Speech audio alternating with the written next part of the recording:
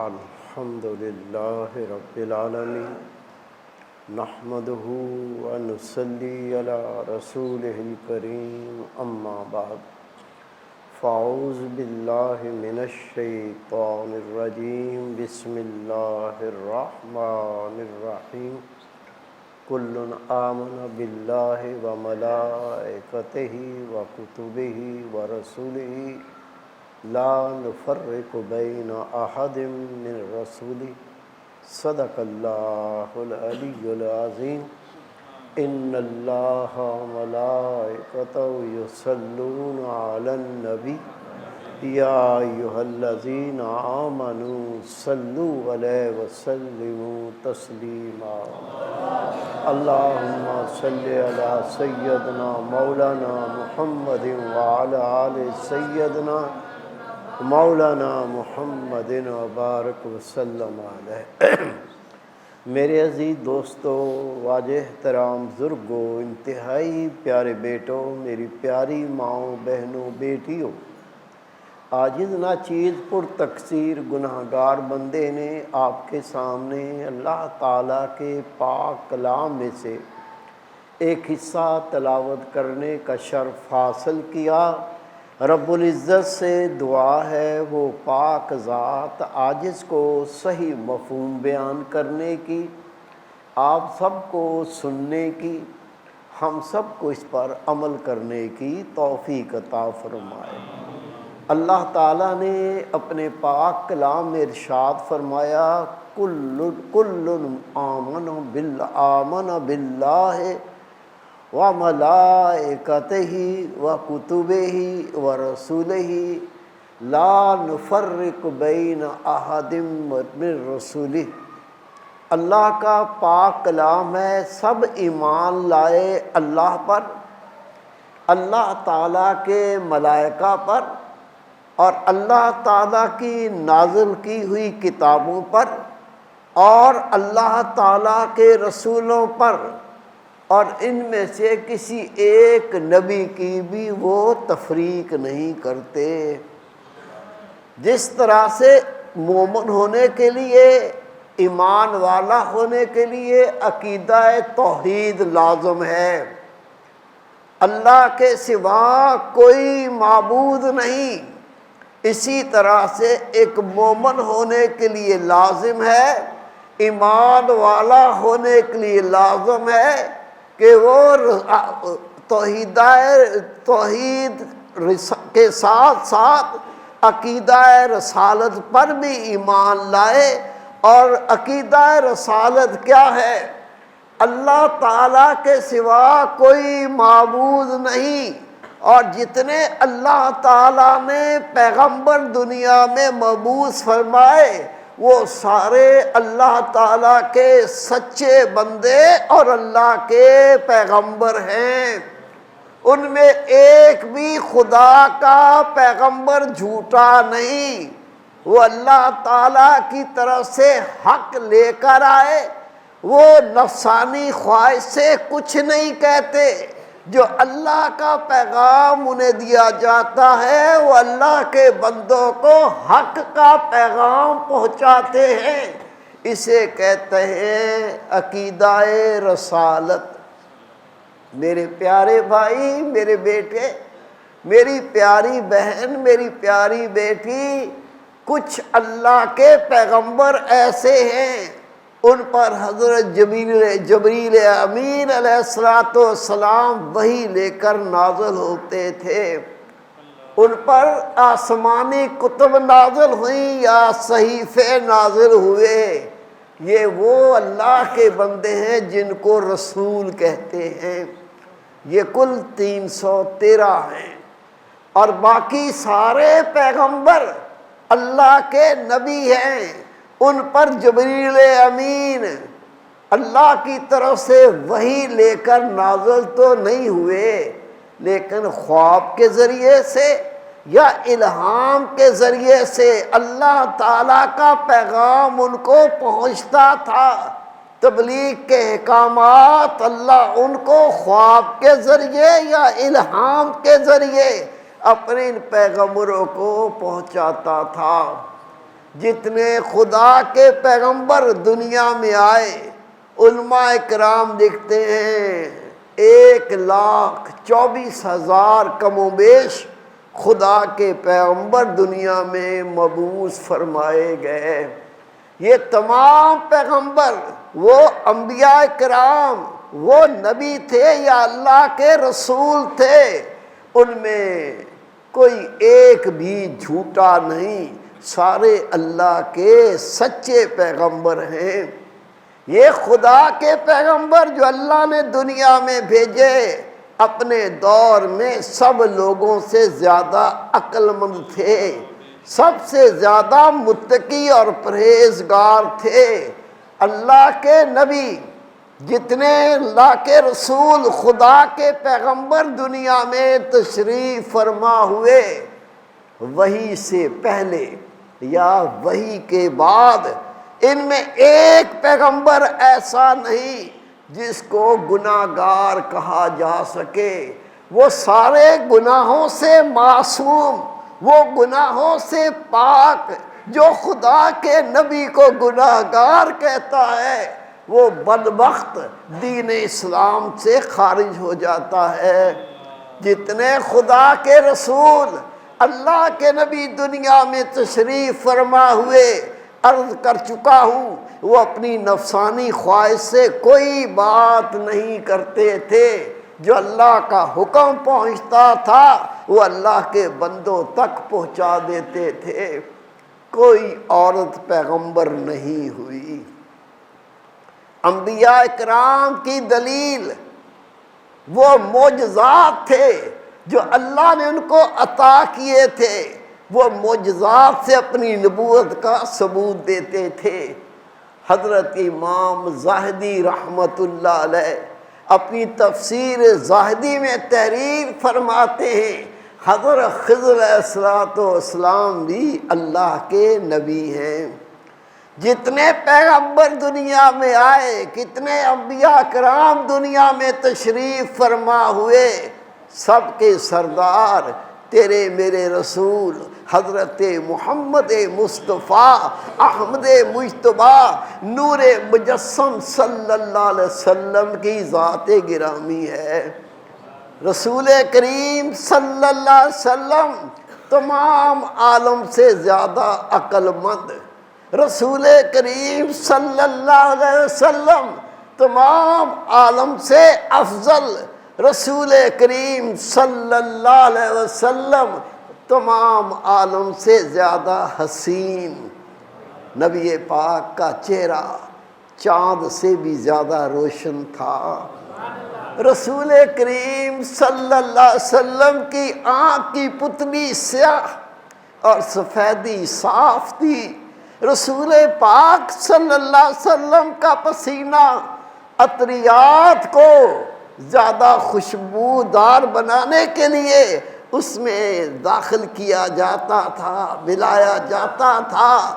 جب عطر کے اندر نبی پاک کا پسینہ مل جاتا، اس کی خوشبو میں اضافہ ہو جاتا تھا۔ نبی پاک کا بولو براز کسی نے نہ دیکھا۔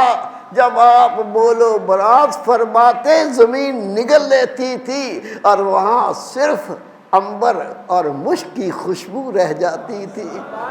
رسول پاک صلی اللہ علیہ وسلم کے جسم پر یا آپ کے کپڑوں پر کبھی مکھی نہیں بیٹھی۔ اگر کوئی مکھی اڑ کر سر کے اوپر سے جانا چاہتی تو وہ جل جاتی تھی۔ رسول کریم صلی اللہ علیہ وسلم کا لعاب دہن ایسا کنواں جس کا پانی کھارا ہوتا تھا، اس میں ڈال دیا جاتا تو وہ پانی میٹھا ہو جاتا تھا۔ رسول کریم صلی اللہ علیہ وسلم کی ذات گرامی اللہ تعالیٰ نے ارشاد فرمایا، جو میرا رسول اے مومنو تمہیں حکم دے دے اس کو مانو، اور جس سے روک دے رک جاؤ، واللہ لا یحب الکافرین۔ اگر تم میرے نبی کے حکم پر عمل نہیں کرو گے، جس سے روکا نہیں رکو گے تو اللہ تعالیٰ پھر کافروں کو پسند نہیں کرتا۔ میرے پیارے بھائی، میرے بیٹے، نبی پاک کو اس قدر اختیار دیا گیا کہ اگر تم میرے محبوب کی اتباع نہیں کرتے، جس کام کو کرنے کا حکم دیا نہیں کرتے، جس سے نبی پاک نے روک دیا تم نہیں رک دے، تو رب کہتا پھر میں کافروں سے محبت نہیں کرتا۔ معلوم یہ چلا نبی پاک کی زبان پر اللہ بول رہا ہے۔ جتنے فرائض ہیں، نماز، روزہ، حج، زکوٰۃ، اللہ تعالیٰ کے محبوب کی زبان مبارک سے اللہ نے فرض کیے، اور مخلوق کے حق وہ بھی فرض ہیں۔ ماں کا حق ہے، باپ کا حق ہے، بیوی کا حق ہے، بچوں کا حق ہے، پڑوسیوں کا حق ہے، یہ بھی فرائض ہیں۔ یہ سارے فرائض اللہ تعالیٰ نے بندوں پر ان کا حکم دیا، لیکن رسول پاک کی زبان مبارک سے اس حکم کو پہنچایا۔ جس بندہ مومن نے اللہ کے محبوب کے کہے ہوئے حکم کو مانا، وہ تو نجات پا گیا، اور جس کام سے میرے محبوب نے روکا رک گیا، یہ تو سرخرو ہو گیا۔ لیکن اگر اپنے نفس کی تابعداری کی اور نبی پاک کی نافرمانی کی، اللہ ایسے مومن کے ایمان کو قبول نہیں کرتا۔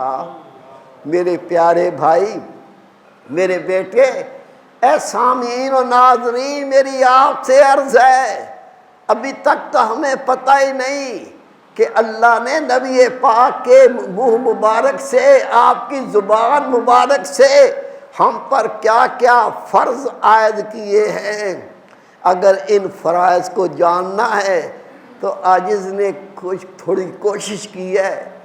کتاب ہے مقصود الدنیا والآخرہ کا حصہ اول، اس حصے میں اللہ کے تمام فرائض اور مخلوق کے جو حقوق ہیں، جو بندوں پر فرض ہیں، یہ اس میں بیان کر دیا گیا۔ آپ یہ کتاب لے لیں، اس کا مطالعہ کریں۔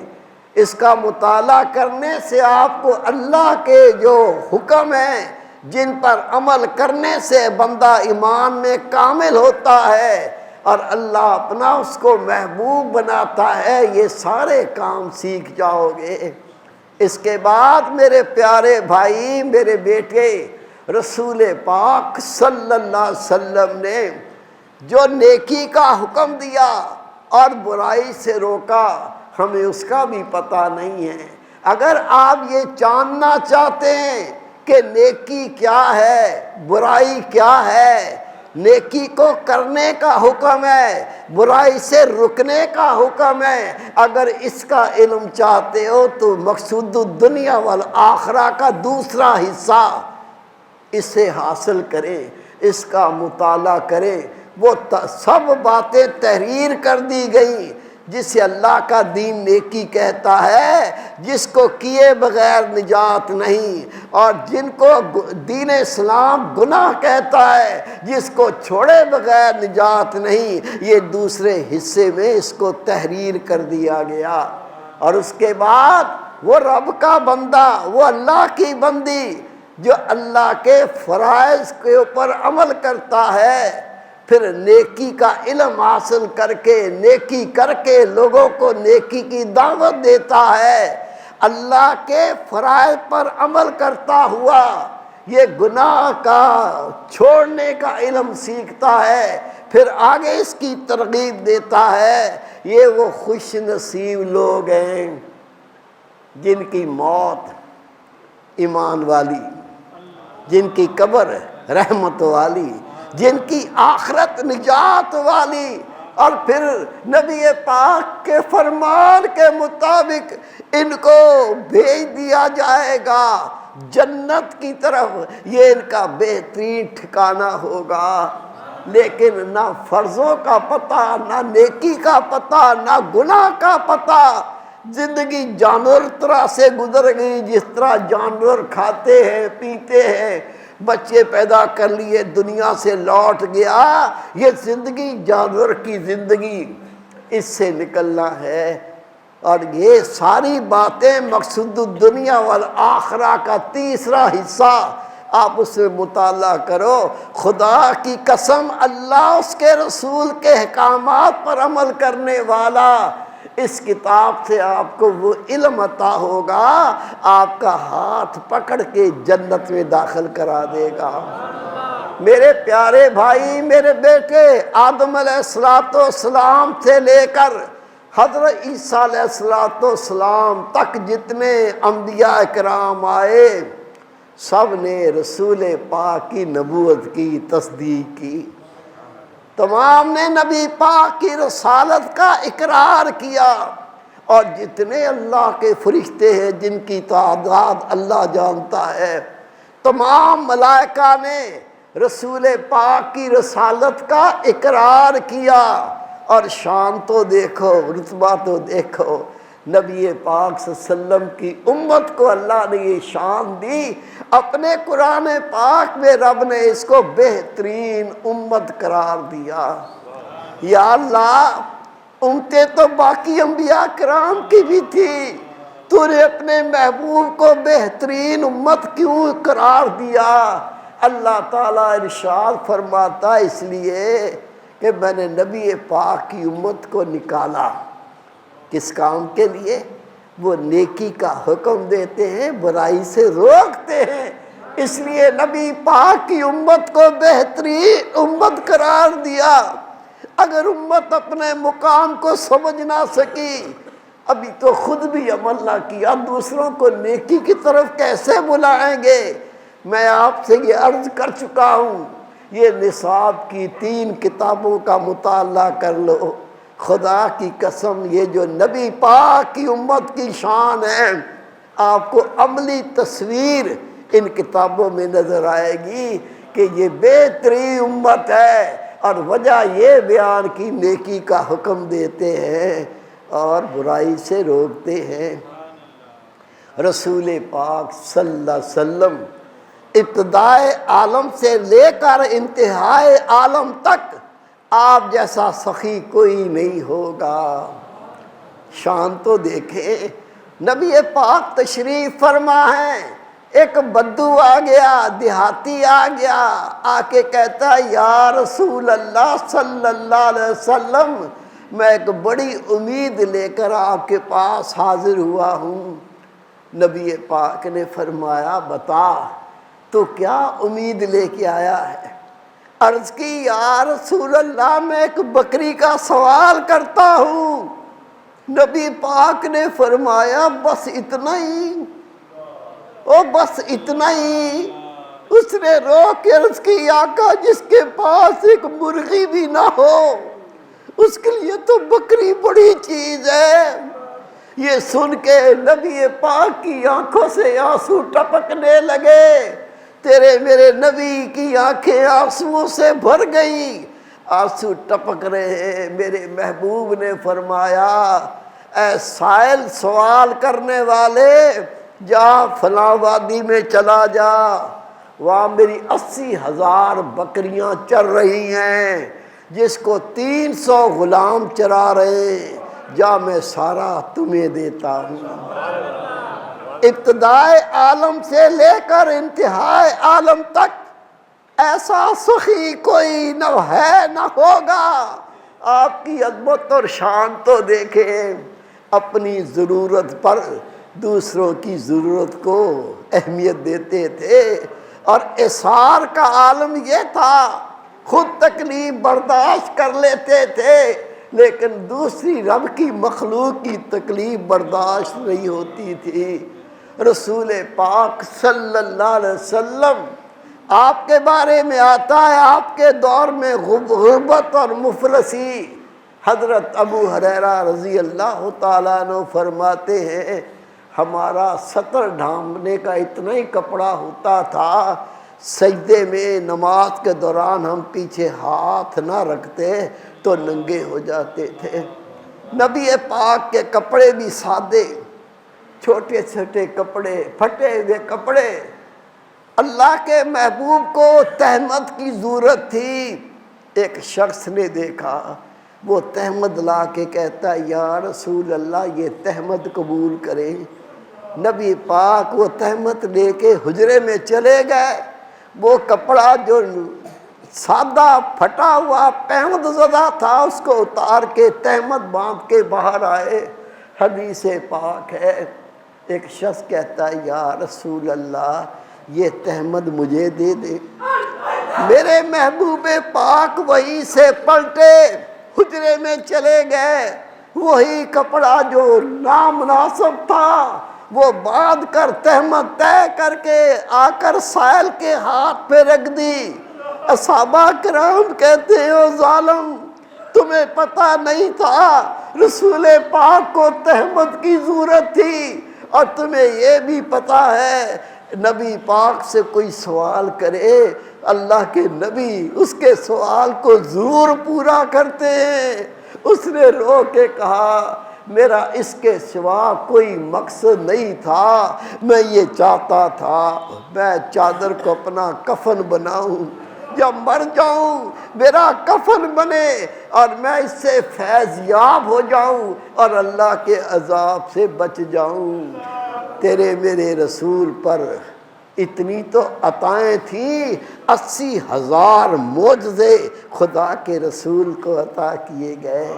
میرے پیارے بھائی، میرے بیٹے، قدر کر اس خدا کے محبوب کی جس کا اللہ تعالیٰ نے قرآن پاک میں ارشاد فرمایا کہ میں نے مومنوں پر احسان فرمایا، انہیں اپنا نبی عطا فرمایا، میں نے اپنا رسول ان میں مبعوث فرمایا۔ وہ خدا کا رسول کیا کرتا ہے؟ تمہیں قرآن پاک کی آیتیں پڑھ کے سناتا ہے اور تمہارے باطن کو پاک کرتا ہے۔ آؤ اسی قرآن پاک کا مطالعہ کرو، اس پہ عمل کرو تاکہ اس فیض سے ہم بھی فیض یاب ہو سکیں۔ وما توفیق الا باللہ۔